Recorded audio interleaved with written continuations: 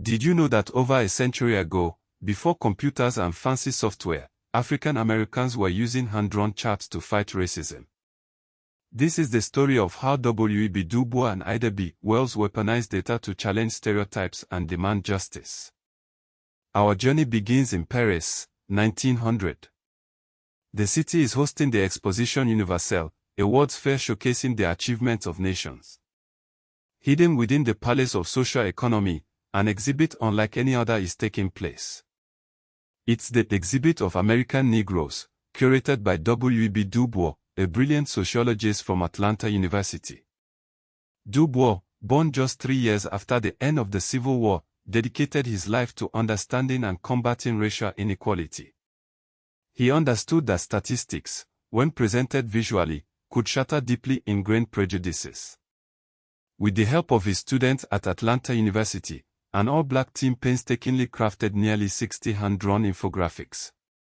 These weren't just numbers on a page, they were vibrant, colorful portraits of black life in America post-slavery.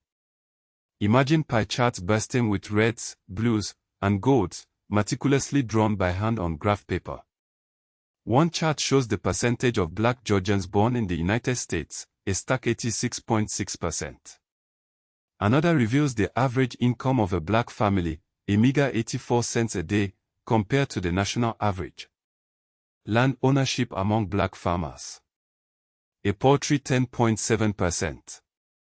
These charts weren't created in a vacuum.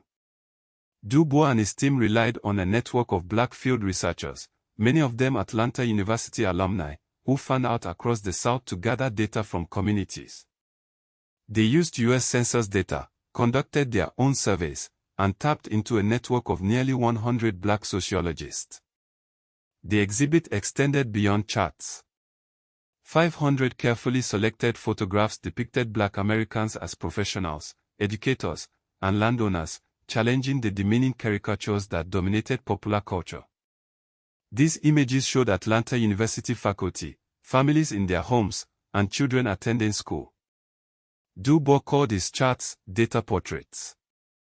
He aimed to reveal life within what he called the veil, the pervasive reality of racial oppression. His work was prophetic, foreshadowing the power of data visualization to drive social change. But Du Bois wasn't the only one using data to fight injustice. At the same time, Ida B. Wells Barnett, a fearless journalist and activist, was exposing the horrors of lynching in America. Born into slavery, Wells dedicated her life to documenting and fighting racial violence.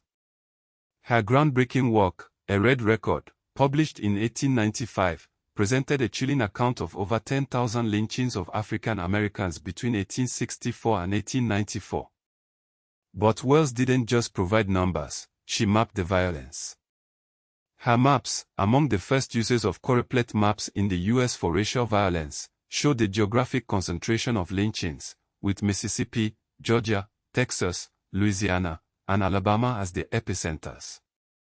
One map visually represented the staggering 728 lynchings that occurred between 1882 and 1892, a shameful statistic that included 160 black women, often falsely accused of crimes. Wells' maps were a powerful indictment of racial terrorism, revealing the systematic nature of the violence and challenging the justifications offered by its perpetrators. Du Bois and Wells were pioneers, challenging the dominant narratives of their time. The Paris Exposition exhibit was seen by over 50,000 people daily, humanizing black Americans on a global stage and fueling the burgeoning Pan-African movement. Du Bois, who would later become a co-founder of the NAACP, considered this exhibit a crucial step in advancing the cause of racial equality. Wells' A Red Record galvanized the anti-lynching movement, contributing to the passage of the dire anti-lynching bill in the House of Representatives, though it was ultimately blocked by a Senate filibuster. Their work laid the foundation for future generations of activists and scholars. Early NAACP cartographers in the 1910s and 1920s built upon Wells' mapping of racial violence with maps of housing discrimination. The legacy of Du Bois and Wells continues to resonate today.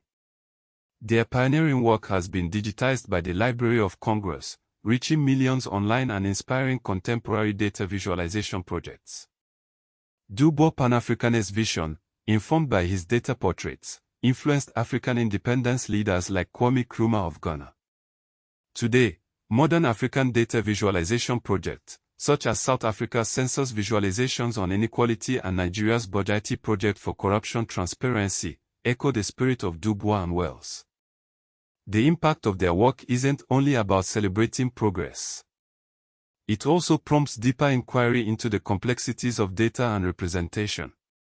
Some critics have questioned whether Du Bois' optimistic charts selectively emphasize progress, potentially understating the full extent of poverty and oppression to counter racist narratives. He himself admitted to curating the data to highlight advancements amidst immense challenges. The Paris Exposition exhibit, despite its groundbreaking nature, was marginalized by white gatekeepers, relegated to a small space with limited traffic. U.S. officials downplayed the exhibit's significance to avoid contradicting the separate but equal doctrine enshrined in Plessy v. Ferguson. Wells, a red record, faced bans in Southern libraries, and her maps were largely ignored in mainstream cartography histories.